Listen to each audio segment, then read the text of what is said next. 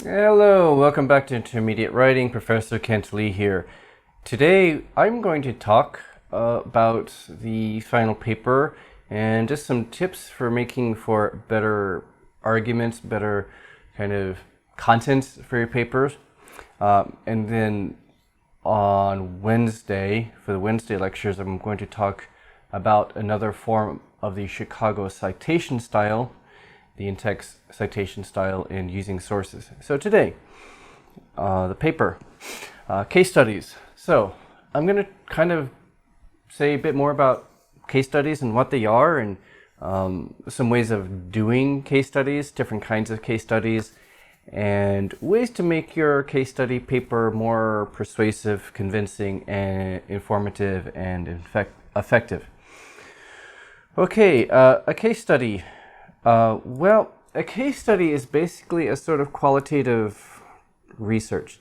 So in academic research, you have like qualitative and quantitative and theoretical types of research. And I won't really talk about theoretical today. Qualitative and quantitative involve empirical data, some kind of data that maybe you've collected or you're looking at information from some kind of an online source, like a professional source that's reporting some nice data that you can use. Quantitative data is probably not what you're going to want to do here unless you're just really brave, because quantitative data involves not only statistics but really hardcore statistics. So like you compare two groups, use a scientific method, and you do something to one group that's different from like the other group. The other group is kind of like your standard group that gets the standard kind of stuff or whatever. And you do some kind of treatment or study with one particular group, whether it's like a teaching method or a new drug or some kind of psychological study or whatever you're doing with them. And then you use really fairly high-level statistical methods, inferential statistics, to infer if there's actually a meaningful difference between the two groups in terms of what you did to this group. Did it lead to actually really meaningful results that are different from that group? And we're not really going to do that. You might come across some sources like that. If you want to cite those kinds of sources for your paper, fine, that's good. But a lot of that stuff may be too heavy for most of you. Now, qualitative research, on the other hand, is not so much like a scientific comparison, testing a scientific hypothesis, but more maybe exploratory. You've got this kind of research question, like why did this company fail or why did this company succeed? So qualitative data is kind of more holistic. It's not a lot of numbers and statistics. It's more holistic. So for example, a qualitative study might involve interviewing one person or a few persons and doing an in-depth interview, with a person. That's sometimes done in education research. That's kind of a very holistic kind of set of data. Or you give a survey to somebody and you ask them kind of open-ended questions where they can respond at length and however they like. It's really like an interview, but it's kind of on paper or on a computer screen. So quantitative data would be like hard numbers and hard statistics. Now you could use surveys in quantitative research. For example, you give questions like yes, no, and you can then sum up together like 45% said yes, or 20% said strongly agree, 10% said agree, 10% neutral, 10% disagree, and so on. You put things into categories and you count them. So qualitative data is like open-ended kind of data. Descriptive. Think of what anthropologists do. They go into some new community and they just observe. They observe something and they write down notes. And they interview some of the locals and ask them questions. Okay, what do you believe about this? Why do you do this in your culture? That's qualitative data. A case study is kind of qualitative research. You can use some descriptive statistics like frequencies, like they do it this often, count data like percentages, like 45% of people feel like this or something like that. But in general, it's a qualitative approach to research, and it's kind of easier to do qualitative research. So a case study is a kind of qualitative research where you're focusing on, well, maybe one person. If you're doing an education study, you interview one or two or three students and you focus on, their situation. Now for this class, we're not doing people, but we're doing like organizations or other businesses or other entities or programs or actions. So you're looking at maybe a particular company as a case. Doing an in-depth study of maybe one company, one institution, one agency, one educational institution, one NGO or something, or one program by an organization, or one strategy that was undertaken by a company, one action that a company undertook. It could be a marketing strategy, an advertising campaign, a merger, something like that. And I'll refer you to my wiki page. I'll put the link down below and also in the LMS. I think it's probably in the LMS, or I will put it there soon. So for example, classic example, a psychiatrist publishes a study of maybe a patient and describes the person's symptoms, their mental health issues, possible causes, like their childhood and relationship with his mother or something like that.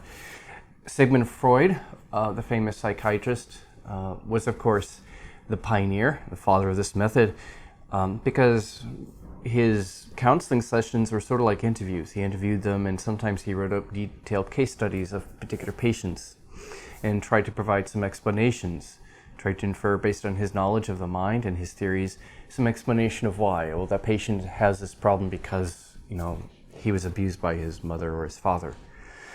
Medical case studies. You can have a case study where a doctor writes about how a particular patient shows some interesting new symptoms. It's like some new stress disorder, or it could be some new viral infection, some new infectious disease, or it could be a case study of, well, here's a patient with a really unique situation and I tried a novel, unique way of treating this person and she got better. So that's sometimes published actually in medical journals. Turning to more social, educational examples, you could do a case study, say at a particular school or classroom, and look at how do Mexican immigrant children adapt to an English-only grade school in some small city in Texas, for example. A case study where you look at COVID-19 patients and how do they handle the unique psychological challenges of being quarantined at home. Maybe you look at one person or people in a particular community, in a particular neighborhood, and how they deal with challenges. More business type examples. Well, look at AMD, the manufacturer of computer processors. How did they make such a strong comeback? They were like after years and years of poor performance. How did they suddenly come back to life? And how are they doing so well? Why are they competing so well against Intel? Why are they suddenly just so good? Why are they suddenly on top? What did they do? What did the CEO do to the company for such an amazing turnaround? I think it's kind of cool. Or why did the Microsoft Xbox suddenly succeed and do well and take market share away from their competitors? Or what are the prospects for the success of a company as it's trying to enter a new market based on maybe their past performance and their current business practices? So those are some different kinds of case studies. So I want to look at elements of persuasion and argumentation, because you're kind of arguing for maybe your analysis, your take on things, your assessment of the situation, whether you're doing a company or an educational program or a community service program. So arguments and structure of the paper. Let's talk about that first. Basically, you need an introduction that is clear. You present a very specific thesis. That thesis is going to be a very specific research question. Why did this company succeed? Why did this product succeed? How well is this educational program doing in this school? Or how could this university improve its recruitment of international students? A specific research question probably has some specific background about your subject, the company or the school or the NGO or something that's or the program. then specific main points throughout the paper. If your research question is, how did AMD make such a comeback, then specific main points in the main body paragraphs, okay, looking at their improving investment in technological innovation, streamlining or improving how the company is set up and works and how they develop new products, focusing on products that were successful and forgetting about products that were not successful, focusing their business more. Those could be specific main points. Between your introduction and your main body points about the actual analysis, you can have 1 or 2 paragraphs with background information. You can cite sources that present specific background information about the company or entity or program that you're looking at. Maybe cite other case studies that are on something similar, other kinds of similar case studies about similar programs or companies or organizations. They needed some good support, an argument for cause and effect. Support for your analysis. If you're presenting an analysis, this is why I think the company, did well. This is why I think the company succeeded or this program succeeded. It might help to cite examples of other similar, comparable or analogous examples of other companies, other institutions doing something that was kind of similar, if possible, if you can find something like that. Some support for the claims. If you're proposing some claims, like this is how I think they're going to do in the future, or if you're proposing some solutions, I think this is what they should do, cite some support for that.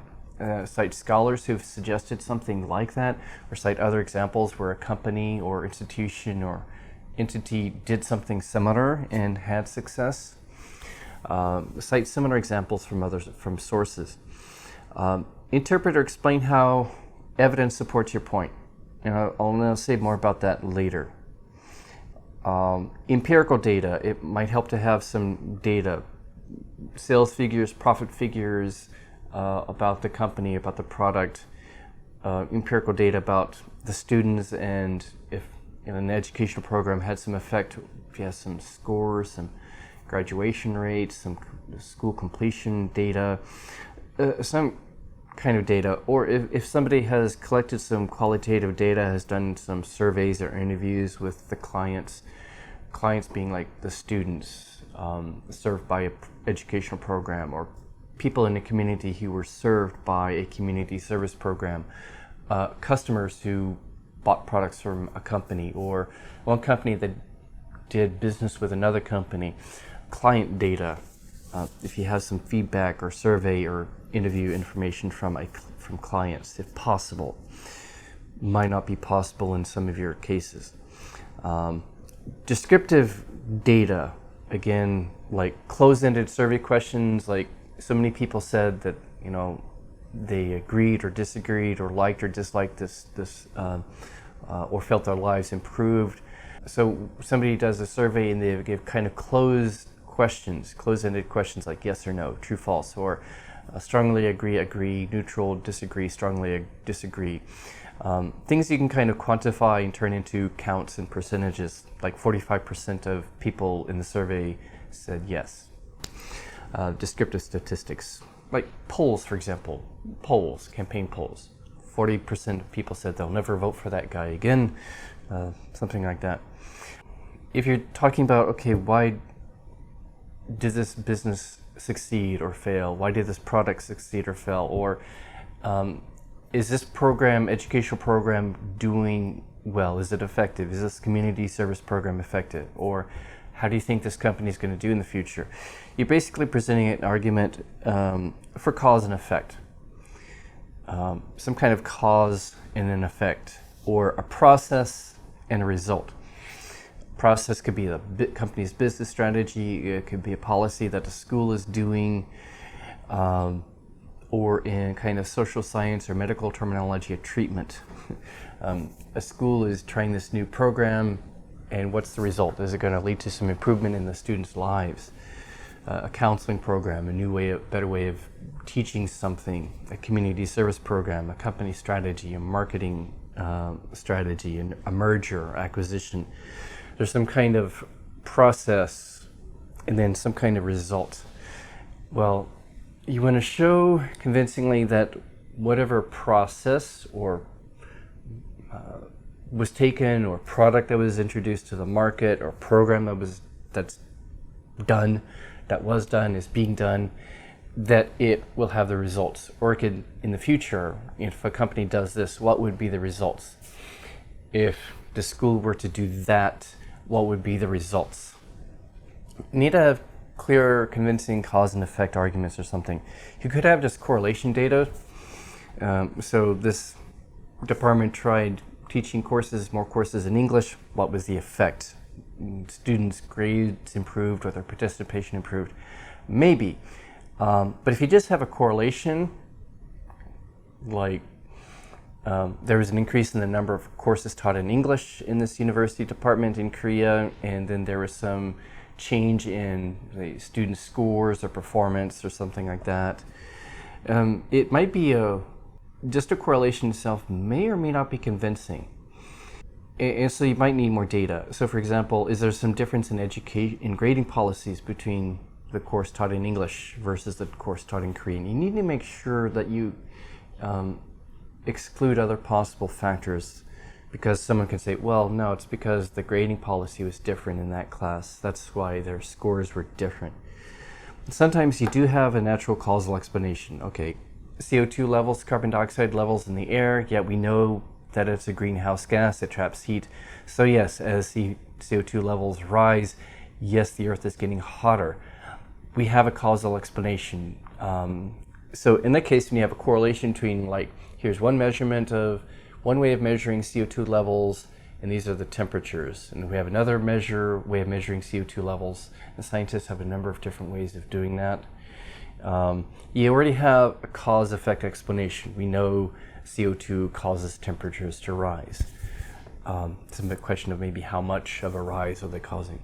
Or think of product demand and prices. If there's more demand for a product, think of computer parts right now. There's really high demand worldwide for certain computer parts. Prices are really sky high for some things. We know in economics, basically, more demand or less supply leads to higher prices. Don't have enough supply, there's too much demand, prices go way up. Well, we know that, okay. And we said this happened, this caused an increase in demand, or this caused a decrease in supply, prices went up as a result. So you don't need to prove that. We know that's a law of supply and demand in economics. Sometimes you have an existing model or theory you rely on. So when you read the paper about Microsoft and Nokia, the author used a model of how business mergers work, and went through step by step and explained why this merger failed, and looked at it from different angles and different aspects to explain why it failed. I'll say more about that later. Sometimes you can have a comparison. Okay, company A did this marketing campaign and their sales went up. Company B didn't do anything special, anything different, and their sales or market share stayed flat or even went down. Okay, you could have a group comparison. Or in the first quarter of the year, company A tried this, which was different from what they did exactly 2 years ago at the same time, and they had different results. If you have some kind of a comparison, that might be convincing, that might be persuasive. Sometimes ideally, this is ideal and you may not be able to do this, but sometimes when you do qualitative research and qualitative data, you try to do triangulation, like 1, 2, 3. 3 different types of data, and together if they agree, then you say, oh yeah, that probably was the cause of this effect. So maybe if you have an education program and you have information on students' test scores that went up, and you have maybe interview data with students, and the students said, oh, they liked it, they felt like they were learning better, and you have survey data from teachers, for example, and the teacher said, oh, they liked it, it worked really well. Maybe if you have 3 different data sources together that agree with each other, then you can maybe say, or maybe even just 2 data sources. That sometimes helps. So basically, if you have more than one piece of evidence, like here's some evidence from the test scores, here's some evidence from the interviews with students and interviews with or surveys with teachers, and they all agree. And it seems more likely, yeah, this program is the reason why they improved. Or with, if you're looking at companies, well, you got information on their profit margins, their sales, and maybe consumer feedback, consumer surveys. And the consumer said, oh, they really like this new product, and it worked well. Another strategy is to maybe do sort of an optimization. This company suddenly grew and took over the market. Why? What's the best explanation? Maybe you look at different possible explanations. Was it because of the product? Was it because their competitors messed up? Was it because of some change in the way consumers' way of thinking and their values and their preferences that suddenly changed? Look at maybe different factors and say, here, there, no, here, no, here, yes. That seems to be the best explanation. So sometimes kind of eliminating other explanations and saying, yeah, this is the best explanation. Why did students' test scores improve? Look at different factors. Was the grading policy different? Nope, not in this case. Did the teachers do something different? No, it's just, this new teaching material, I guess, is the best explanation for why students improve. Same thing for like a community service program. Look at different possible reasons. Why did, maybe the economy improve in this community? Was it because the city, made this a special economic zone and, made some special changes here? Is it because of that? Or can you look at other explanations? Can you look at other possibilities? No, it must be this program that did it. To talk about a few examples in a bit more detail. So again, the Nokia example, they used a theoretical model or framework, and the writer went step by step. He looked at employee morale and motivation, how the employees felt. He looked at cultural differences between the Microsoft and Nokia people, looked at employee management relations and how they got worse after this merger. How effectively were employees able to work? How effectively was Nokia able to maybe come up with new ideas and new products after this? How well did the two integrate, Nokia and Microsoft employees and cultures? And so step by step, the writer shows, they made these mistakes, and thus it was a big failure for these cultural reasons. You could do something similar with product success or failure. Or if you're looking at explaining why a product or business strategy has succeeded or failed, you could look at sales information, profits, company profits. Try to get that information from their website, from business magazines. Market share. This company suddenly increased in their market share. AMD has suddenly won back the market share that they lost after so many years of being such a dull company. They're suddenly back and they've got their market share back. You can look at consumer feedback, consumer reaction, some information on consumer reaction. You can look at if it's like a product or strategy, just look at the positive features of a product that would explain its success. The Xbox has these certain product features that were just better than other products. Or this product failed because of these problems with the product. Or same thing for a program or a strategy. It naturally had these positive features, or it naturally had these problems or negative features that held it back, that hurt its effectiveness. You could evaluate the positive or negative features of a product or program or a company's business practices or their employee relations. You can look at business reputation as a factor. Give you another technology example. One of the big shortages with computer parts these days is with graphics cards or video cards. It's very important for gamers and people are doing creating videos and stuff on their computers. A very important component. It's in very short supply. And so there are only two major manufacturers, creators of these graphics cards. And so I watch a lot of technology channels on YouTube, technology news and reviews. And so there's this fairly well-known channel in Australia that does reviews and tech news and stuff.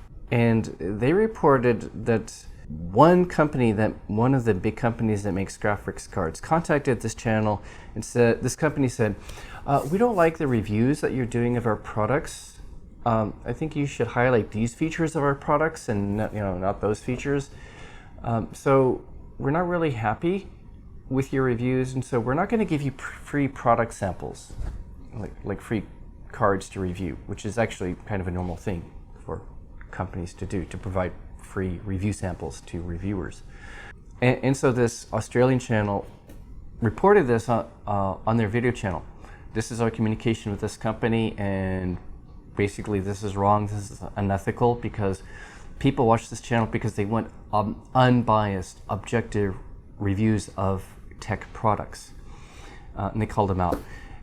And so this company, to begin with, made a really bad mistake. What they did was wrong. It was actually unethical too, to say if you don't review our products the way we want you to, we're not going to give you the products.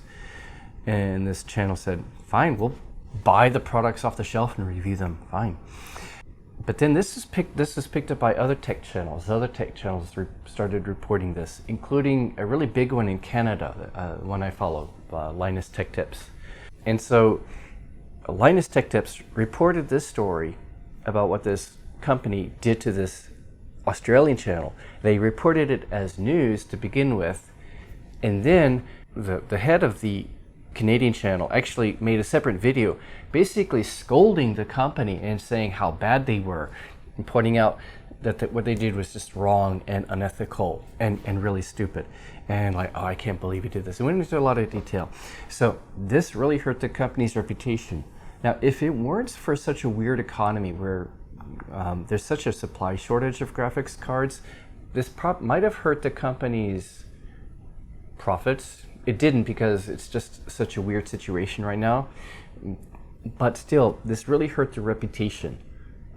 They've made a number of mistakes like this, so this really hurt their reputation. So if the situation were normal, if the economy were normal right now, it probably would have hurt their sales. It's nonetheless hurt their reputation, and the company actually had to backtrack. They contacted the Australian channel and said, oh, sorry, that was a miscommunication. No, we'll give you free samples, sorry. But not much explanation, just they changed their policy because they got so much bad publicity from this. So companies do stuff like this. It could be some kind of a mistake like that gets reported and hurts their reputation, or they mistakenly post something on SNS that they shouldn't, and people get angry, or they change their policy in a way that's clearly greedy, and or they exploit their workers. So like 10 years ago, Apple was in trouble for exploiting workers in China, made iPods and iPads. In the 80s and 90s, it was Nike in trouble for exploiting workers. Maybe it was a factory not directly owned by Nike, but factories in some countries where workers were being exploited. Okay, this hurts a company's reputation, and it can affect their sales or people's willingness to buy the product. Those are things you might look at if you're interested in looking at company reputation.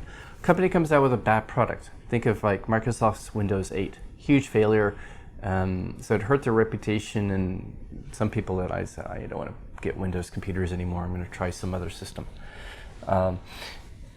Good advertising campaign leads to increased profits, increased sales, increased market share. So right there you can look at sales, different data points.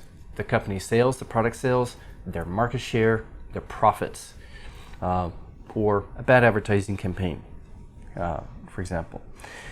Sources. So sources for a paper. You can look at background information about the company or program or organization that you're looking at, like from business magazines or educational magazines, professional magazines and journals. I'll give you some links later. Other similar studies about the same type of similar programs about the same company. So you look at professional sources that have reported, provide some background information on the company, its size, its growth, its success, particular products, their strategies, or other published studies like in business magazines about similar companies or similar programs, similar strategies and such. Professional publications, if you're looking at an NGO, community service organization, educational institution, You can look at professional journals, say on education and community service, about the kind of seminar programs or schools or institutions. So basically some kind of data on the subject or entity being like the company or organization or institution, or the type of program or action that you're focusing on in your paper. You can cite maybe professional sources that have maybe scholars or experts' recommendations, suggestions, opinions about that kind of topic, other case studies, case examples, other studies that provide some maybe helpful cause and effect arguments that are related to your paper. In terms of finding sources, I'll recommend, especially if you're doing something about maybe a company or institution or entity in Korea, I would say go to ris.co.kr. It's a search engine mainly for academic sources. Now it will kind of break them into different categories. So don't do someone's doctoral dissertation. Don't look to someone's doctoral dissertation and cite that as a source. It's probably too much. Don't cite someone's master's thesis. That's not really necessarily a good source. A doctoral dissertation is probably just too much for you. You're probably not used to reading those and don't know how to read those. So don't cite that.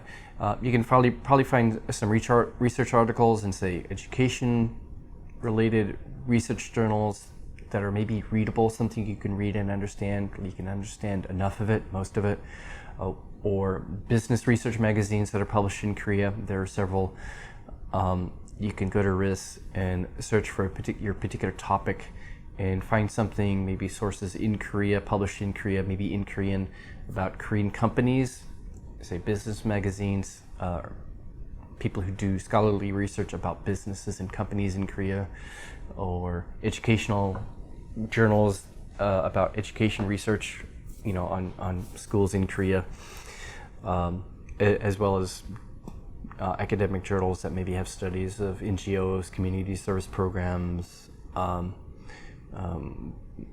political topics if you're interested in that. Professional sources, I'll provide a couple links. There's one website on one page on my website that lists some professional sources, especially for education and psychology. I'll also refer you to another one on Wikipedia for other professional kinds of sources. You can go to Google, but maybe more likely Google Scholar. Google Scholar is a search engine that limits your search to more academic publications.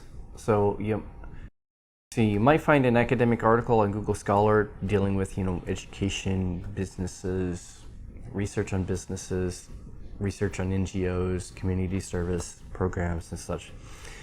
And by the way, also under professional sources, business magazines, business news magazines, Wall Street Journal, those can be good sources. A few case study examples. So let's say you could do a community service program, look at a community service program, government agency, a program done by a government agency, an NGO, look at their effects in the community, try to find some data about the effects of this program or organization in the community, client satisfaction. So here, client kind of a business term, but here it can mean like the people who are served, people in the community who are served by this program or by this NGO, or by this service program. So client satisfaction, client feedback, people in the community, how do they feel? What were some effects? Do you have some hard data showing some improvement in the community somehow as a result of this? Educational policies, educational programs, educational institutions, maybe focus on one school, one department, one program at a university, primary school, secondary school, high school, private institution, whatever. Do you see improved scores, improved student attendance, student feedback, some kind of information on student feedback, surveys, interviews, with feedback from students, teachers, administrators, something like that. If I were doing EMI as a case study, if I were doing a case study, I would focus on one department or one university, better yet one department at a university, and maybe I would say, this EMI needs to be scaled back, it needs to be better adapted to different majors, especially this major or this department, and I would look at problems. How does it maybe negatively impact students, their perceptions? How does it impact them personally? How is it does this impact correlate to their language levels? So actually I have some data from where I used to work before. I haven't gotten around to fully analyzing and publishing it yet, but so I collected information on students' motivation toward learning English at different levels. Those who are in like regular freshman English courses, and those who are kind of in the low-level English courses, and then some foreign students. And for the students at the regular level, their motivation toward learning English wasn't that great, and it's worse for some fields like science and engineering majors. And then it's especially worse for those who are in the kind of like the lower tier, rather than the regular level English courses, the low level English courses for students with weaker English skills. So it's worse in that category, and it's also worse for certain foreign students like Chinese students.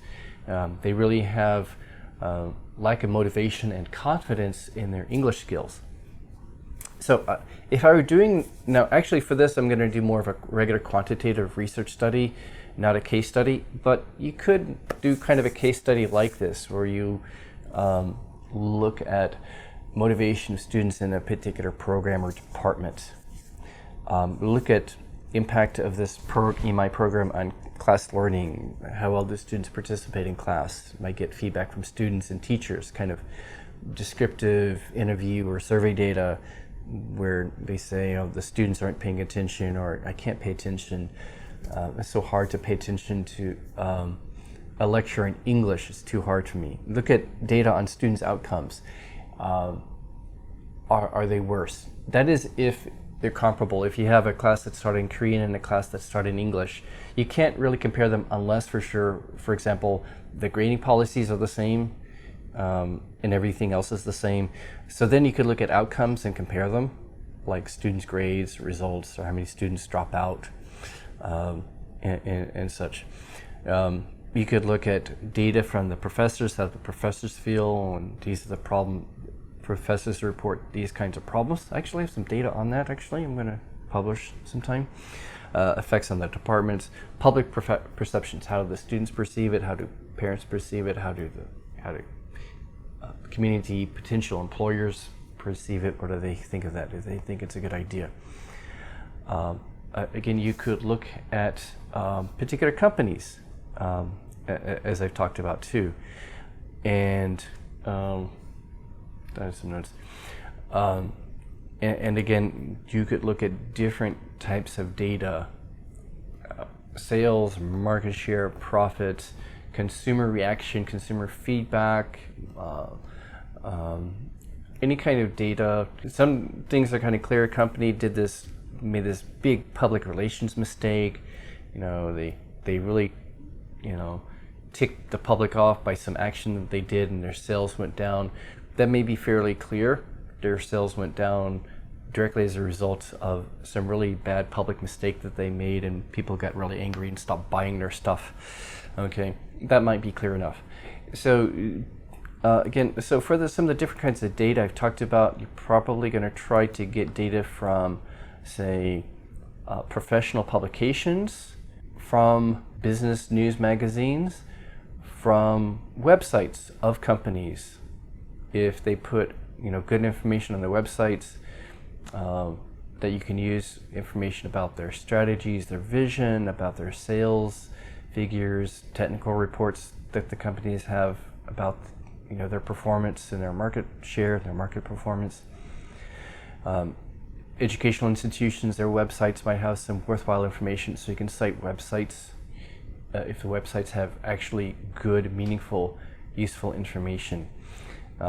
So the information should be good and meaningful. So your paper should be informative as well as persuasive in order to be effective in communicating your points and specific ideas, specific analyses, or maybe specific kind of solutions. If you don't have to, but if you're taking that kind of direction, if you're proposing specific solutions or ideas, proposals, the company should do this, or this educational policy should be changed like this. Again, cite persuasive sources, make persuasive arguments for your case. that is it for now. I've done enough talking. Next time, as I mentioned, I'm going to talk about Chicago style.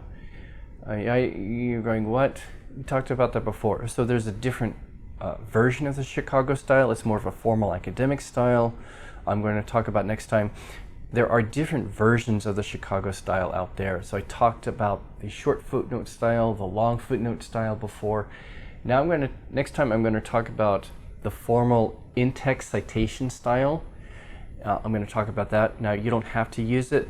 It's a really good one to use. It's really flexible and it looks more formal and nicer. So for your final paper, you can use the Chicago short footnote style, the Chicago long footnote style. You can use the formal in-text citation style that I'm going to talk about next time. But if you're used to a different style, if you're used to MLA or APA, totally fine, whatever. Or if you're used to some other system. If you're, a couple of you might be students in engineering or science fields, and if you follow a style in your field, totally fine. I'm used to that too. I've read papers like that. I'm used to most any kind of style. So we'll talk about the more formal Chicago style, and then in the next lecture for Wednesday, I will probably go through an actual paper. There was one time I actually wrote a paper and published a paper in Chicago style because the particular journal required Chicago style. So maybe go through that and just show you examples of the Chicago style. Real live examples, and how sources are cited within a paper to support points and arguments, provide evidence and background information for those purposes, and what it all looks like. Then I think what will be the last day of class, actually, so just like before the midterm, the last day of lecture in this class won't be a video lecture, but again, I'm going to ask you to do sort of a video conference with me and report to me on how your paper is going, or ask me questions, or tell me about problems you're having. I'll post more information in the LMS a bit later about that. And I'll give you like a good time range, because you've got this big gap between the last lecture and then there's the makeup lectures and then the actual final paper period and when it's due. So I'll give you some time for that. All right, I can't talk much anymore. My voice is going out. So I hope this helped you. If you have questions, please let me know. Post them, send them by email. Let me know. I'll do my best to respond. So good luck on your papers. Enjoy your homework, and see you next lecture. Goodbye.